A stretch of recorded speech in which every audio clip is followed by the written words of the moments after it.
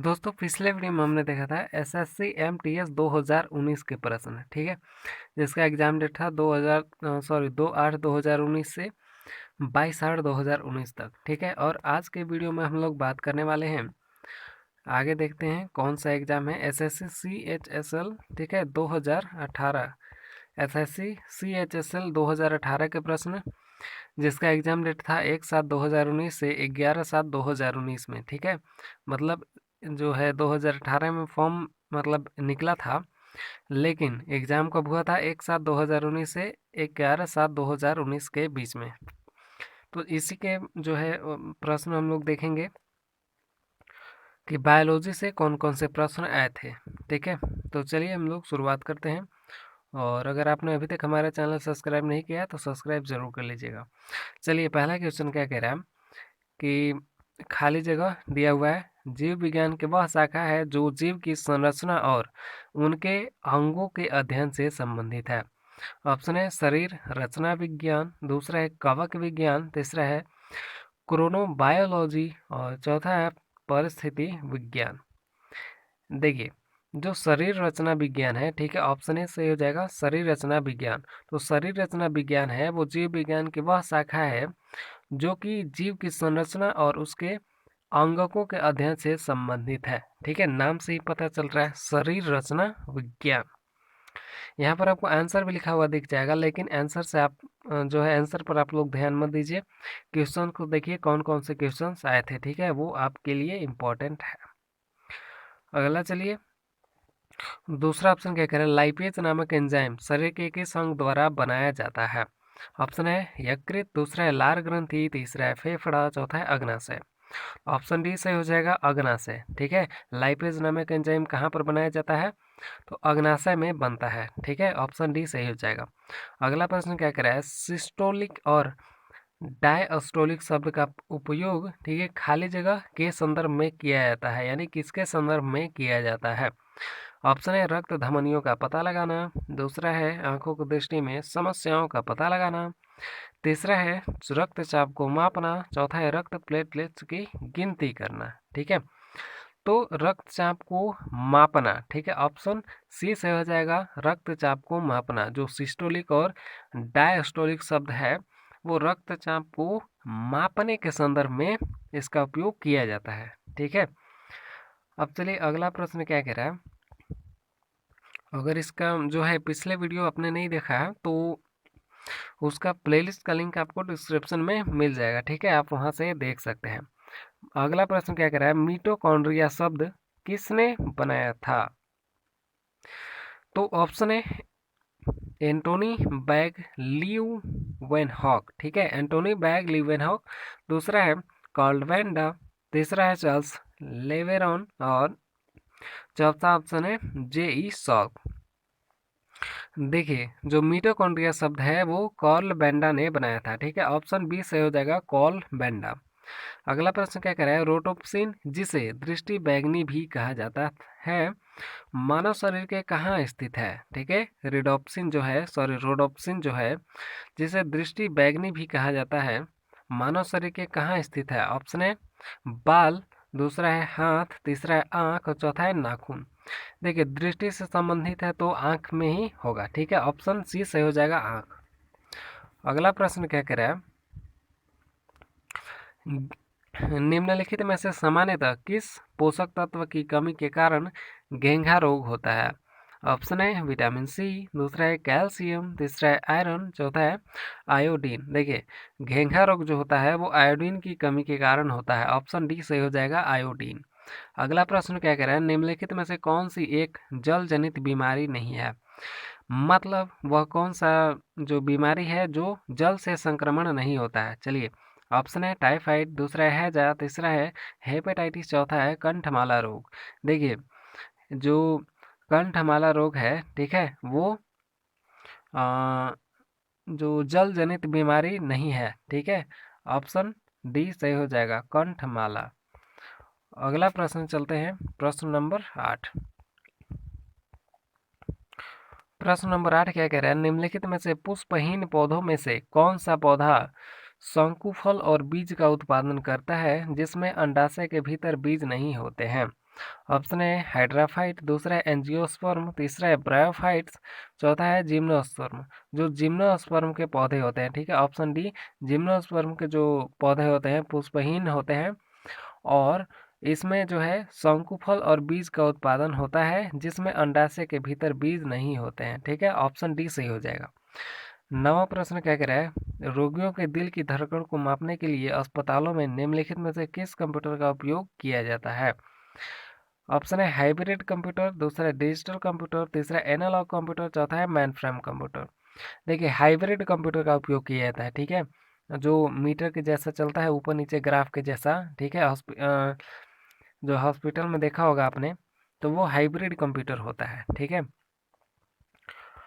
अब चलिए अगला प्रश्न क्या कह रहे हैं, मानव शरीर में सबसे बड़ी हड्डी कौन सी है। ऑप्शन है निहाई यानी इंगकस, दूसरा है रकाब यानी स्टेपस, तीसरा है कान की हड्डी, चौथा है जांघ की हड्डी।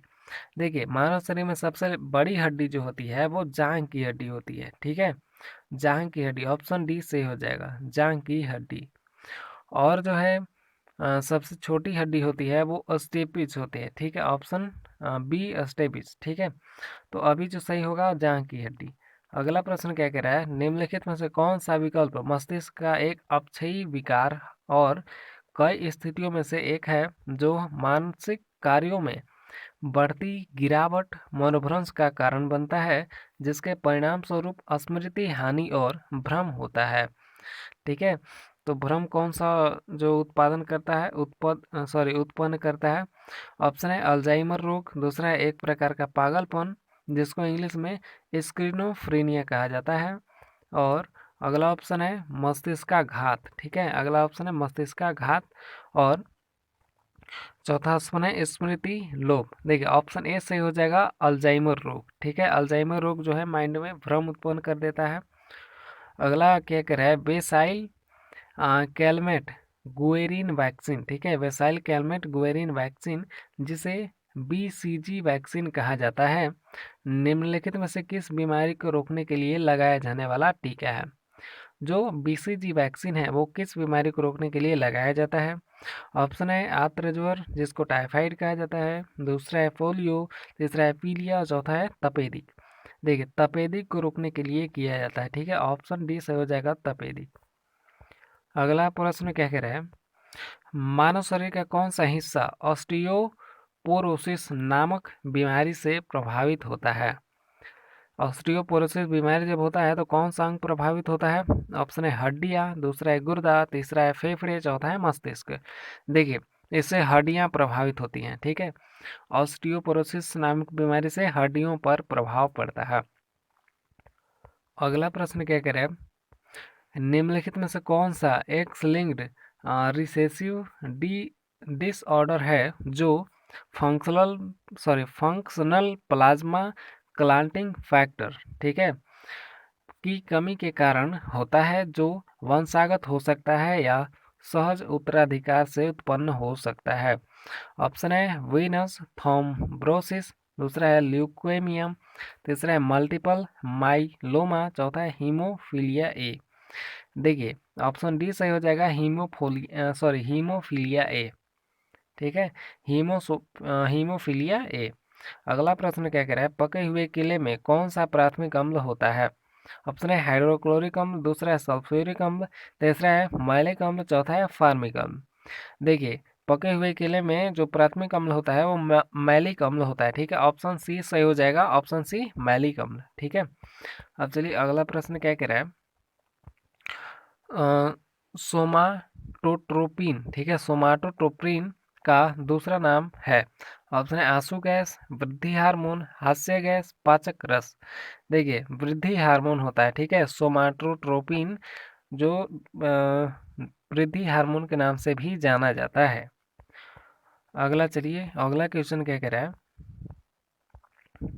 क्वेश्चन नंबर 17 खाली जगह दिया हुआ है कि पत्ते के तने जैसा हिस्सा होता है जो अंकुर को तने से जोड़ता है, कौन सा होता है। ऑप्शन है मध्य सिरा जिसको मिडरिप कहा जाता है इंग्लिश में, दूसरा है सिरा जिसको वीन कहा जाता है, तीसरा डंठल जिसको पैटियोल कहा जाता है, और चौथा ऑप्शन है अनुपर्ण जिसको स्टिपल्स कहा जाता है। देखिए जो डंठल होता है, ठीक है, ऑप्शन सी सही हो जाएगा डंठल। डंठल क्या कहता है कि पत्ते के तने जैसा हिस्सा होता है जो अंकुर को तने से जोड़ता है। अगला प्रश्न, लाल, गुलाबी, नीले और बैंगनी रंग के फूल मुख्य रूप से खाली जगह नामक रंजक पिगमेंट से आते हैं। ठीक है, नामक रंजक यानी पिगमेंट से आते हैं। तो लाल, गुलाबी, नीले और बैंगनी रंग के फूल होते हैं वो मुख्य रूप से कौन से जो पिगमेंट के कारण आते हैं?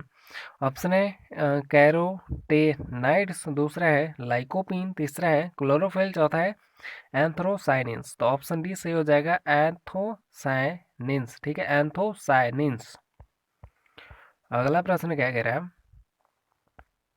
मानव त्वचा, बाल और आंखों में उनका रंग देने वाले रंजक यानी पिगमेंट को क्या कहा जाता है? ऑप्शन है थैलोसाइनिन, दूसरा है एलिजरिन, तीसरा है क्विनाक्रिडोन, चौथा है मेलेनिन। देखिए ऑप्शन डी से हो जाएगा मेलेनिन। ठीक है, ऑप्शन डी से होगा मेलेनिन, इसको आप लोग याद रखिएगा। अगला प्रश्न क्या कह रहा है, निम्नलिखित में से कौन सा वसा में घुलनशील विटामिन है जो खून के थक्के, हड्डियों के चयापचय और खून में कैल्शियम का स्तर को नियंत्रित करने में भूमिका निभाता है? ऑप्शन है vitamin K, vitamin A, vitamin B, vitamin सी।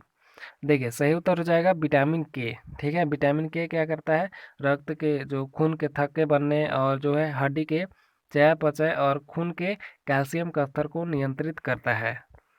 अगला प्रश्न क्या कह रहा है, एक पेड़ की छाल के अंदर जीवित कोशिकाओं की पतली परत को क्या कहा जाता है? ठीक है, ऑप्शन है क्राउन, गुदा, कैम्बियम या जाइलम। ऑप्शन सी से होगा कैम्बियम। ठीक है, कैम्बियम कहा जाता है। अगला क्या करें, निम्नलिखित में से कौन सी ग्रंथि द्वारा आंखों में आंसू बनते हैं? आंखों में आंसू कौन से ग्रंथि द्वारा बनता है? ऑप्शन है हाइपोथैलेमस ग्रंथि, दूसरा है लाइक्राइमल ग्रंथि, तीसरा है पीयूसिका ग्रंथि, चौथा है थायराइड ग्रंथि। देखिए ऑप्शन बी से हो जाएगा लाइक्राइमल ग्रंथि। ठीक है, लाइक्राइमल ग्रंथि द्वारा आंख में आंसू बनता है। अगला क्वेश्चन क्या कह रहा है, निम्नलिखित में से कौन सा विकल्प हृदय का वाल्व नहीं है? ऑप्शन है त्रिक पर्दी जिसको ट्रिक सफीड कहा जाता है इंग्लिश में, और जो पट जिसको सेप्टम कहा जाता है, हृदय कपाट जिसको माइट्रल कहा जाता है, महाधमनी जिसको ऑर्टिक कहा जाता है। तो ऑप्शन बी से हो जाएगा पट। ठीक है, जिसको सेप्टम इंग्लिश में कहा जाता है। इंग्लिश और हिंदी दोनों याद रखिएगा, दोनों काम आता है। अगला है मानव शरीर के निम्नलिखित में से किस अंग में कार्बोहाइड्रेट को ग्लाइकोजन के रूप में संग्रहित किया जाता है? ऑप्शन है पेट, दूसरा है बड़ी आंत, तीसरा है छोटी आंत, चौथा है जिगर। तो इसका सही उत्तर हो जाएगा जिगर। ठीक है, जिगर में कार्बोहाइड्रेट को ग्लाइकोजन के रूप में संग्रहित किया जाता है। अगला प्रश्न क्या कह रहा है, हाइपोकैलेमिया, ठीक है, हाइपोकैलेमिया खाली जगह यानी किसकी कमी के कारण होता है?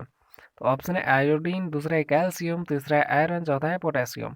तो हाइपोकैलेमिया है जो पोटेशियम की कमी के कारण होता है। ठीक है, ऑप्शन डी सही हो जाएगा पोटेशियम।